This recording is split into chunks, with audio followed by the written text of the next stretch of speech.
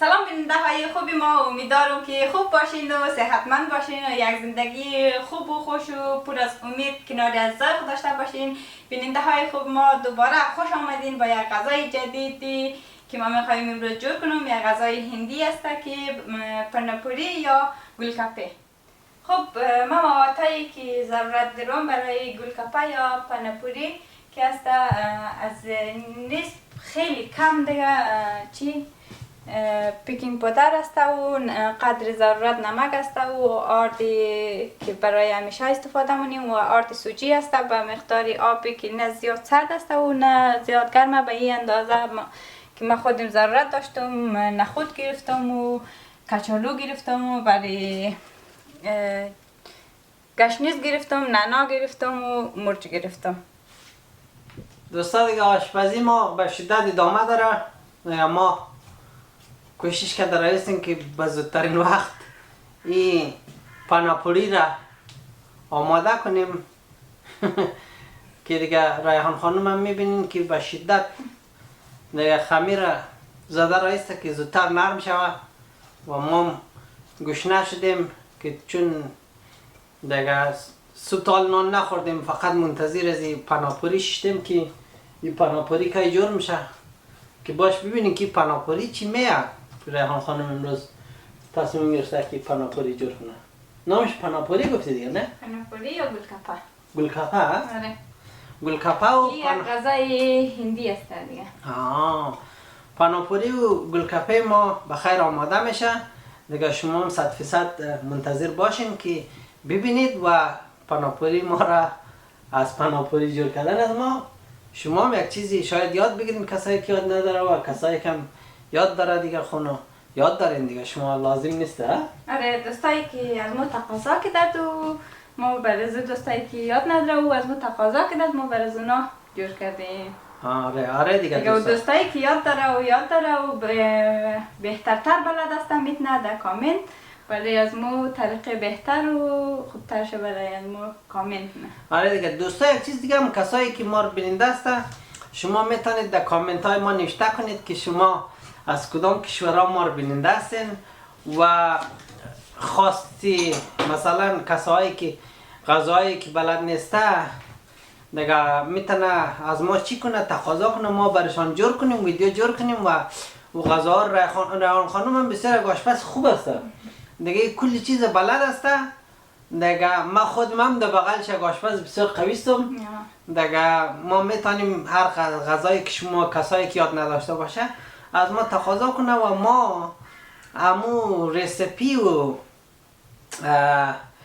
چیزیشه بر شما بتانیم براتون یاد بدیم دیگه. در ضمن از او دوستان ما در آینده نزدیک بسیار یک آشپزی های کلان تصمیم دارم که اونا رو بخیر 100% در جریان ویدیوهای ما بر شما چی میکنیم خبر میتیم پیش از پیش که ما کی تصمیم داریم و چی پخته کنیم. ولی خیلی آشپزی های کتا ما تصمیم دارم که جور کنم و دیگه بخیر 100% اونا رو هم چی میکنیم دیگه. تو آمدین قرار دوستان نمیگیم دیگه، اون منتظر باشه دیگه، منتظری برنامه های خوبتر و بهتر از ما باشه دیگه که ما چی تصمیمات داریم و برای دوستا حمایت کنیم و حمایت از زیاد نبرین و دریغ نکن از ما دیگه. ما برنامه های خوبتر و خوبتر برای شما داریم. خب ما یک گلاس آرد سوجی انداختم و 2 قاشق از این قاشقای ماسخوری دیگه. ما از آرد ساده انداختم و مقدار ضرورت نیم قاشق نمک میندازم دیگه. البته دوستا از بیکینگ پودر زیاد استفاده نکنین که آرچم خراب میشه و درست نمیه. خب دوستا ما میخوایم آرد خمیر کنیم. در قدم اول آب تان خیلی کم بریزین که آرد ما کوشش کنیم که نه زیاد نرم باشه و نه زیاد سخت برابر. خب دوستا میبینین که ما آرد خمیر کردم که به این شکل زیاد نه سخت باشه و نه زیاد نرم. به این شکل پلاستیک ایرقه مونیم به مدت 15 دقیقه میمانیم. خب دوستان ما آرد که آماده ساختیم، ماندیم که یک ذره خمیر شود و تا او زمان فرصتی که داریم دیگه میخوایم چکنی جور کنیم. دیگه چکنیم که نعنا است و گشنیز است و مرج است که حالا دیگه ما ایره بخیر بلندش میکنیم یا نرمش میکنیم در داخل میکسر دیگه که آماده شود.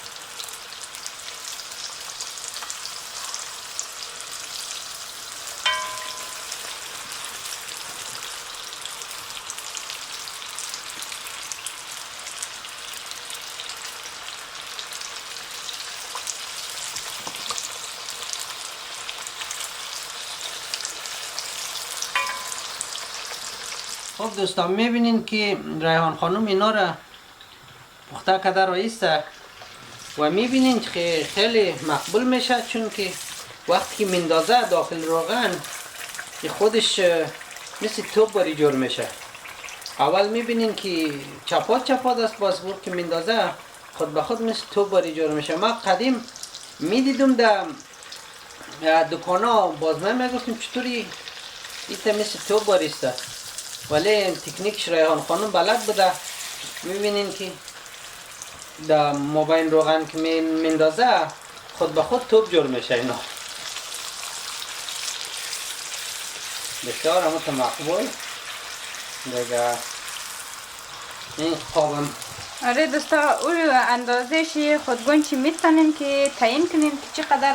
ما خود ممی اندازه را دوست دارم، ممی اندازه خواستم که دمی اندازه جور کنم و شما میتونین خورد و رزه هر اندازه که دوست داشتین شما جور کنین دیگه. خب یا هرچ اندازش کتتر بده بری کتتر میاد دیگه پخانش. نه زیاد کلانم جور نکنه، بخاطر که هرچی گفتهش میگه اندازه داره دیگه، نه بازم مقبولی و قشنگی صاف از دست میده دیگه. آفرین. خب دوستا دیگه میبینین که گلپکی از ما آماده شده. چیز نمیش؟ گلکپه. گلکپه از ما آماده شده دیگه. ما منتظر گلکپه هستیم که بریم بخوریم و دیگه شما هم ما را بیننده باشین و گلکپه رو ما میریم میخوریم. ببینین که گلکپه از ما چطور آمده دوستا، بسیار مقبول معلوم میشه دیگه. ما اما تا خالی خوردی؟ یکش خالی بخورم، باز مواتایش که میندازیم داخل شد باز اونم امرای شما 100% شریک میکنیم دیگه. شما ما رو ببینیم دوستان. نگین یک وقت که خود از پشت کامرا گپ زده رایسته هیچ معلوم نیست که کی هست، یعنی من این جانب هستم دیگه. نه دیگه وقتی خوردن، وقتی دسترخوان آوار کردن نمیشه تو هستی دیگه، نه؟ نه خب باز میگه شاید نظر تو میگی دیگه که چی رقم ده چی رقم نمده. نه باز شاید بگه که دکی چند گپ میزنه خودش هیچ معلوم نیست. نه دیگه اینا میبینیم دیگه هستم دیگه. خب دوستا شما دیدین دیگه گلکپه از ما آماده شد، خیلی همونطور قشنگ و خوبم ده دیگه. تا آخر ویدیو امروز از ما باشین دیگه. آره دیگه دوستا. آره دیگه. آره دوستا ببینید دیگه که بسیار خوشمزه معلوم میشه و مقبول دیگه. قابی سوسای مون که آماده است دیگه. از قبیل از این سوس و چکنی و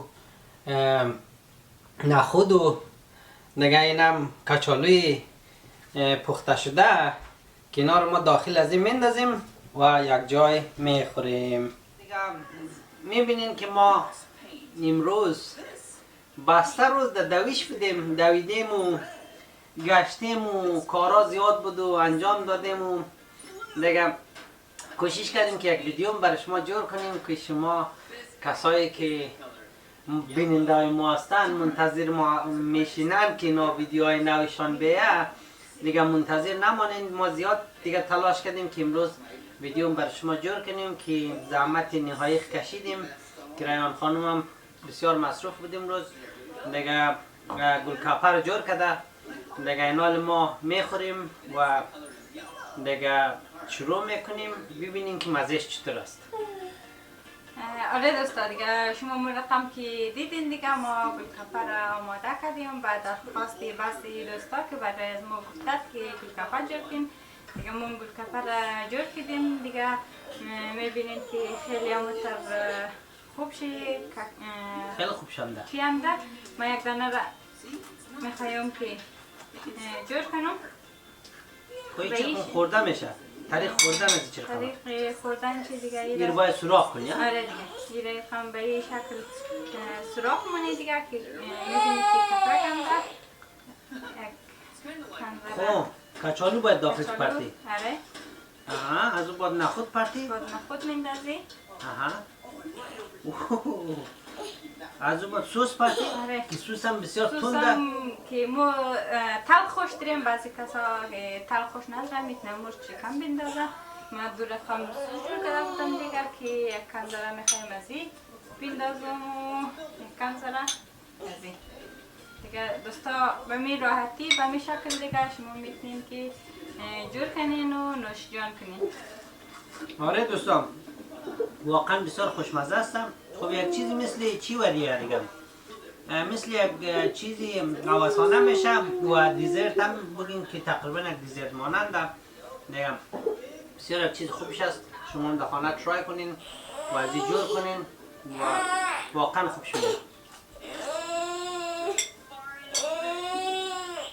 خب دوستایی که ما بیننده هستن دیگه امیدوارم که در ویدیوهای بعدی ما را فالو کنید و ببینید. تشکر از همراهیتان.